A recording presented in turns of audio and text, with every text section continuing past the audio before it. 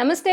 Welcome to our channel. Senior journalist Damu Balaji గారు ఉన్నారు. వారితో మాట్లాడదాం. సార్ నమస్తే సార్. నమస్తే. సార్ అనురాగ్ కాశ్యప్ అనే బాలీవుడ్ డైరెక్టర్ 'పుష్ప' మూవీ చాలా బాగా తీశారని, అలాగే అసలు మన నార్త్‌లో ఇలాంటి ఇంత అద్భుతమైన సినిమాలు రావట్లేదు. సో నేను సౌత్‌కి వెళ్ళిపోతాను. చాలా స్టోరీ చాలా బాగుంది అని పొగుడుతూ ఒక ట్వీట్ చేశారు సార్. కానీ ఇక్కడ చూస్తే మట్టుకు విమర్శలు ఏంటంటే ఈ మూవీ బాలేదని, స్టోరీ బాలేదని, లేకపోతే కొన్ని ఇలాంటివి సీన్స్ ఉండకూడదు అనేది చాలా మంది విమర్శిస్తున్నారు సార్. సో అసలు దీన్ని మీరు ఎలా చెప్తారు సార్? మామూలుగా అల్లు అర్జున్ సంధ్య థియేటర్ ఇన్సిడెంట్ తర్వాత అప్పటి వరకు మాట్లాడిన వాళ్ళందరూ కూడా అసలు పుష్ప 2 సినిమా లేదా పుష్ప 1 సినిమా ఒక స్మగ్లర్ని ఎలివేట్ చేస్తూ చూపించారు, లేదా ఒక పోలీస్ ఆఫీసర్ని అవమానం చేశారు, లేకపోతే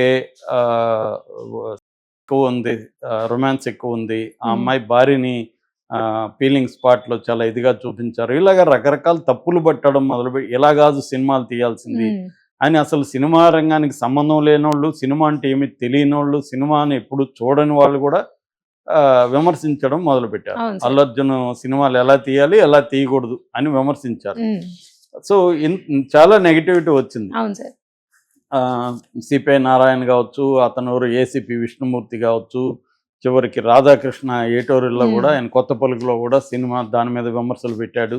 చివరికి పవన్ కళ్యాణ్ కూడా ఇండైరెక్ట్గా సినిమాల్లో మంచి చెప్పాలి అది ఇట్లా మాట్లాడాడు.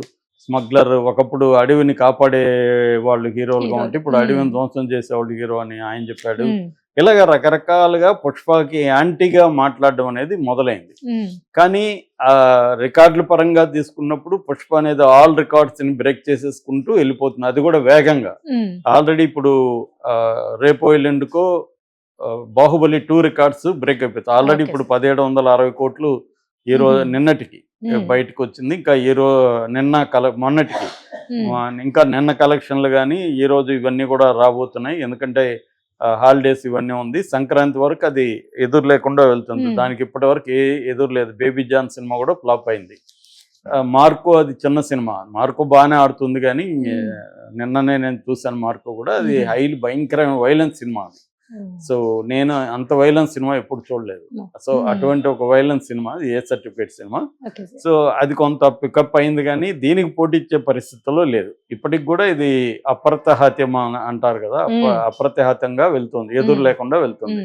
సో బాహుబలిని 2ని క్రాస్ చేస్తుంది. దాని తర్వాత ఇప్పుడు ఆల్ టైమ్ రికార్డ్ ఏంటంటే 2000 కోట్లు కలెక్ట్ చేసిన దంగల్ సినిమా అమీర్ ఖాన్, అది కూడా ఇదవుతుంది. అమీర్ ఖాన్ టీం కూడా పుష్ప 2 టీంకి అభినందనలు తెలియజేస్తూ ట్వీట్ చేశారు. ఒక రకంగా ఏంటంటే పాతకాలంలో అశ్వమేధ యాగం ఇలాంటివి ఉండేది. అశ్వం ఎక్కడికి వెళ్తే అక్కడ దానికి లొంగిపోయేవాళ్ళు కదా, అట్లాగే ఇప్పుడు పుష్ప 2 అప్రతిహతంగా వెళ్తుంది. అందరూ సరెండర్ అయిపోతున్నారు, ఆల్ సినిమా రంగాలు సరెండర్ అయిపోతున్నాయి. చాలా మంది, ఈయన రాధాకృష్ణ కూడా రాశాడు, చాలా మందికి తెలియదు ఏంటంటే మలయాళ సినిమా లాగా ఎందుకు తీయలేదు ఇక్కడ అని గోల్ చేస్తుంటారు కొంతమంది. నేను చాలా మందికి తెలియదు వాళ్ళకి, ఎందుకంటే ఏ రంగాన్ని గురించి సమగ్రంగా స్టడీ చేసి మాట్లాడరు వాళ్ళు. మలయాళం సినిమాలో 2024లో 700 కోట్ల లాస్, సినిమా ఇండస్ట్రీ భయంకరంగా లాస్లో ఉంది. ఒక 10 సినిమాలు తప్ప మిగతా సినిమాలన్నీ రొడ్డకొట్టుడు సినిమాలు. అక్కడ కూడా తమిళ్ అంతే, తమిళ్ లాస్లో ఉంది. వాళ్ళంతా వాళ్ళ రైటింగ్స్ చూస్తే తెలుగు నుంచి నేర్చుకుంటారా అని వాళ్ళు అక్కడ రాస్తున్నారు జర్నలిస్టులు, ఇండస్ట్రీని. మనోళ్ళేమో మలయాళం నుంచి నేర్చుకోమని మనోళ్ళు చెప్తుంటారు. ఇదొక విచిత్రం. రెండోది ఏంది, నేను నిన్ననే ఒక ఫ్రెండ్ ఇలాగే మాట్లాడితే 1946లో రోపో అనే ఒక మ్యాగజైన్లో వచ్చిన ఆర్టికల్ చూపించా. ఫస్ట్ ఆర్టికల్ పేరే ఈ సినిమాలు చూడకండి, రెండో ఆర్టికల్ అశ్లీల సినిమాలు, మూడో ఆర్టికల్ భయంకరమైన మ్యూజిక్, ఇది అసలు మ్యూజిక్ ఇది ఇప్పుడు 1940s 50sలో. ఇప్పుడు మనం అది క్లాసిక్లు, ఇప్పుడు చెడిపోయిందని చాలా మంది అప్పుడు అంటుంటారు. అప్పటి మ్యాగజైన్లు చూడండి మీరు, ఆ జనరేషన్ అప్పటి సమకాలీన వాళ్ళు కూడా ఇదే మాట్లాడారు. కాబట్టి ఈ కాంటెక్స్ట్ లో పుష్పని 2ని ఎలా చూస్తున్నారు అనే దానికి ఒక లేటెస్ట్ ఎగ్జాంపుల్ అనురాగ్ కాశ్యప్. అనురాగ్ కాశ్యప్ దేశం గర్వించదగిన డైరెక్టర్లలో ఒకరు. ఆయన మన రామ్ గోపాల్ వర్మ సత్యకి కో రైటర్గా పనిచేశాడు. అక్కడి నుంచి ఆయన రామ్ గోపాలం టీంతో ఉంటూ తను పాంచ్ అనే ఒక సినిమా చేశాడు. దాని తర్వాత బ్లాక్ ఫ్రైడే, హుస్సేన్ జైదీ అని ఒక గొప్ప జర్నలిస్ట్ రైటర్ ఉన్నాడు, ఆయన చాలా బుక్స్ రాశాడు. ఆ బుక్స్ అన్నీ కూడా సినిమాలుగా వచ్చాయి. ముఖ్యంగా ఆయన మాఫియా మీద, స్మగ్లర్స్ మీద, ఆయన క్రైమ్ జర్నలిస్ట్ అన్నమాట. ఆయన రాసిన పుస్తకాలు బేస్ చేసుకుని సినిమాలు వచ్చాయి. అందులో ఈయన బ్లాక్ ఫ్రైడే వండర్ఫుల్ సినిమా, అట్లాగే దేవదాసిని దేవుడి అని ఈ జనరేషన్ పార్వతి ఎలా ఉంటుంది అనేది ఆయన చాలా బాగుంటుంది. అట్లాగే గులాల్ కానీ, gangs of Wasseypur very classic gangster movie 2 పార్ట్లుగా వచ్చింది.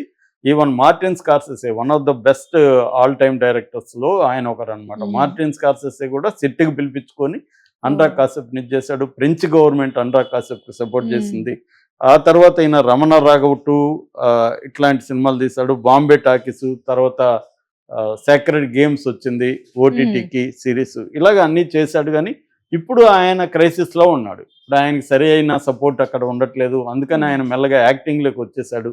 సౌత్ ఇండియన్ సినిమాల్లో ముఖ్యంగా తమిళ్లో లియోలో చేశాడు, మహారాజులో చాలా మంచి క్యారెక్టర్ చేశాడు, విడుదలై 2లో చేశాడు, ఇట్లా చేస్తున్నాడు.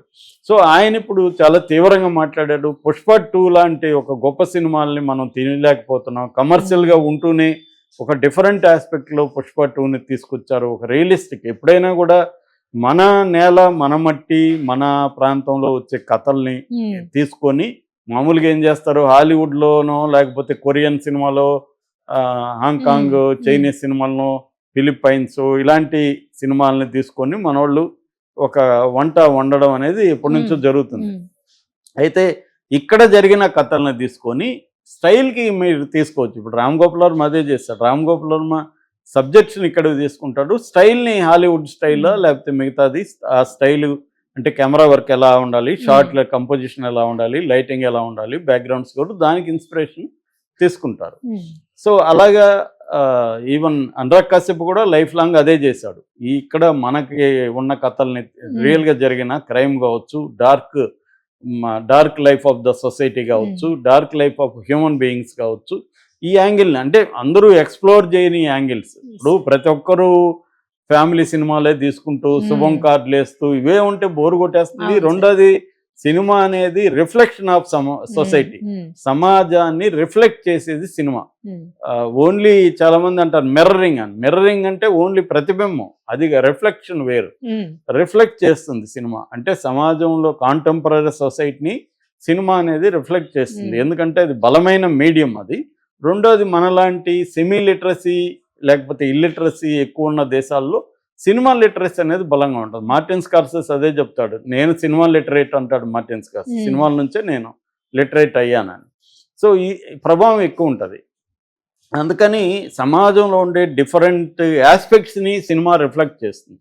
ఇప్పుడు సమాజంలో స్మగ్లింగ్ ఉంది, ఎర్రచందన స్మగ్లింగ్ లేదా, లేనిది ఏమన్నా క్రియేట్ చేశాడు అతను? ఉన్నదాన్ని అతను చూపించాడు ఎలా ఉంటుంది, దీని వెనక ఏ శక్తులు పనిచేస్తుంటాయి, ఒక మా స్మగ్లర్ ఎలా ఉంటాడు, అతనికి పొలిటికల్గా ఎలా సపోర్ట్ ఉంటుంది, పోలీస్ నుంచి ఎలా ఉంటుంది, అతను ఎంత అహంకారంతో కొవ్వుతో ప్రవర్తిస్తుంటాడు, దాన్ని తను ఆత్మాభిమానానికి ఎలా ఉంటుంది, ఇవన్నీ పర్సనల్ స్టోరీ, నెరేటివ్, సోషల్ నెరేటివ్ని మిక్స్ చేసిన ఒక కథ. దాంట్లో మనకి నచ్చని అంశాలు ఉండొచ్చు. ప్రతి దాంట్లో కూడా రామాయణాన్ని విమర్శించే వాళ్ళు బోల్డ్ మంది ఉన్నాము. నేను కూడా విమర్శిస్తాను రామాయణాన్ని. అంటే మనం కొన్ని కాంటెక్స్ట్లో ప్రతి దాని మీద విమర్శ పెట్టడం తప్పు లేదు. కానీ అదేదో అది కాదు, మీరు మంచివే తీయండి, మంచివే తీస్తే రామాయణంలో వైలెన్స్ లేదా, భారతంలో వైలెన్స్ లేదా? భారతం భారతం అంటే బండ పురాణం, రామాయణం అంటే రంగు పురాణం అనే స్టేట్మెంట్లు ఎప్పటి నుంచో ప్రజల్లో ఉన్నాయి. సో అందరికి అఫైర్లు ఉంటాయి భారతంలో, రకరకాల కుట్రలు చేస్తుంటారు.